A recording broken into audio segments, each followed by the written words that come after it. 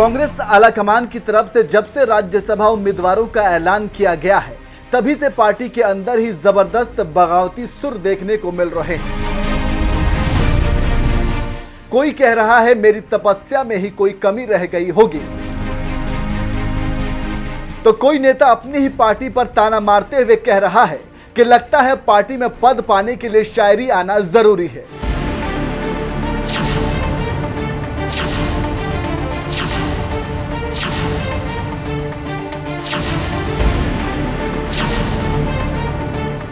BJP ने कुछ ही दिनों पहले राज्यसभा चुनाव के लिए 16 उम्मीदवारों की लिस्ट जारी की, लेकिन पार्टी अध्यक्ष जेपी नड्डा की ओर से तय किए गए उम्मीदवारों के नाम पर न तो किसी नेता ने ऐतराज जताया और न ही टिकट न मिल पाने पर बगावती तेवर दिखाए, जो बीजेपी के अंदर मौजूद सख्त अनुशासन को दर्शाता है।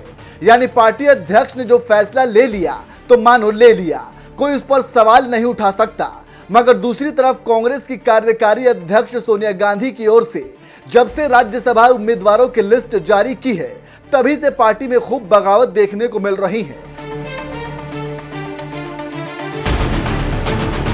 और ये बगावत खास तौर पर इमरान प्रतापगढ़ी को उम्मीदवार बनाए जाने को लेकर नजर आ रहा है, क्योंकि 34 साल के मशहूर शायर इमरान प्रतापगढ़ी को कांग्रेस में शामिल हुए अभी महज 3 साल ही हुए, लेकिन इसके बावजूद कांग्रेस ने उन पर मेहरबानी दिखाने में कोई कोर कसर नहीं छोड़ी। साल 2019 के लोकसभा चुनाव के दौरान कांग्रेस में शामिल होते ही पार्टी ने उन्हें यूपी की मुरादाबाद लोकसभा सीट से टिकट थमा दिया। सोचा शायर हैं, सीट जीत ही लेंगे, लेकिन जब चुनावी नतीजे आए तो इमरान प्रतापगढ़ी का वो हाल हुआ जिसके बारे में उन्होंने सपने में भी नहीं सोचा होगा। सपा उम्मीदवार एसटी हसन ने 6,49,538 वोट पाकर जीत दर्ज की। बीजेपी उम्मीदवार कुंवर सर्वेश कुमार सिंह 5,51,416 वोट पाकर दूसरे नंबर पर रहे। कांग्रेस उम्मीदवार इमरान प्रतापगढ़ी को महज 59,198 वोट ही मिल सके। मुरादाबाद लोकसभा सीट के ये नतीजे बता रहे हैं कि इमरान प्रतापगढ़ी की क्या हालत हुई थी। सपाई उम्मीदवार एसटी हसन ने उन्हें 5,90,000 से भी ज्यादा वोट से हरा दिया था, लेकिन ये करारी हार भी कांग्रेस में बढ़ते इमरान प्रतापगढ़ी के भौकाल को कम नहीं कर पाई और 2 साल बाद ही सोनिया गांधी ने उन्हें कांग्रेस अल्पसंख्यक मोर्चा के अध्यक्ष जैसी बड़ी जिम्मेदारी सौंप दी। इतना क्या कम था कि अब लाखों वोट से हारने वाले इमरान प्रतापगढ़ी को कांग्रेस ने राज्यसभा सीट की सौगात भी दे दी। महाराष्ट्र में राज्यसभा भेजे जाने पर इमरान प्रतापगढ़ी ने अपनी पार्टी का आभार जताते हुए लिखा, कांग्रेस अध्यक्ष सोनिया गांधी, हमारे नेता राहुल गांधी और प्रियंका गांधी का आभार। हम लड़ेंगे भारत देश के लिए, भारतीय राष्ट्रीय कांग्रेस के लिए, गांधी, नेहरू, मौलाना आजाद के संदेश के लिए। कांग्रेस जैसी पुरानी पार्टी में महज 3 साल के अंदर अल्पसंख्यक मोर्चा के अध्यक्ष से लेकर राज्यसभा तक की दूरी नापने वाले इमरान प्रतापगढ़ी पर जिस तरह से कांग्रेस मेहरबान हो रही है, वह पार्टी के पुराने नेताओं को रास नहीं आ रहा है। यही वजह है कि नगमा जैसी नेताओं ने सीधे नाम लेकर इमरान प्रतापगढ़ी की उम्मीदवारी पर सवाल उठाने लगी। उन्होंने अपने पहले ट्वीट में लिखा, हमारी भी 18 साल की तपस्या कम पड़ गई इमरान भाई के आगे। इसके बाद एक और ट्वीट में नगमा ने लिखा, सोनिया जी के कहने पर जब मैंने 2003 से 4 में पार्टी में शामिल हुई थी, जब उन्होंने मुझे राज्यसभा भेजने के लिए कहा था, तब से 18 साल हो गए, लेकिन हमें मौका नहीं मिला।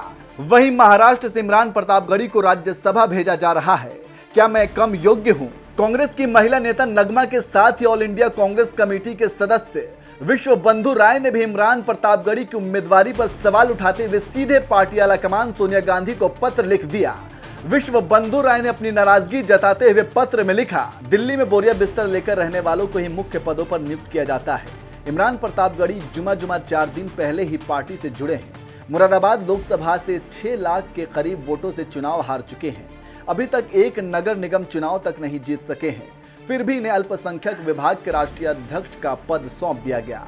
अब इन्हें राज्यसभा में भी भेजा जा रहा है। एक ही शख्स पर पार्टी इतनी मेहरबान क्यों है?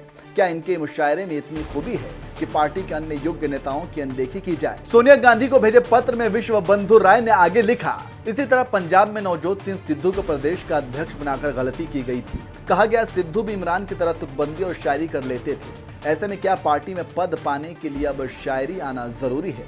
महाविकास आघाड़ी सरकार में वैसे ही कांग्रेसी नेता अपमानित होकर पड़े हैं। अब तो पार्टी का शीर्ष नेतृत्व भी यहां की अनदेखी कर रही है।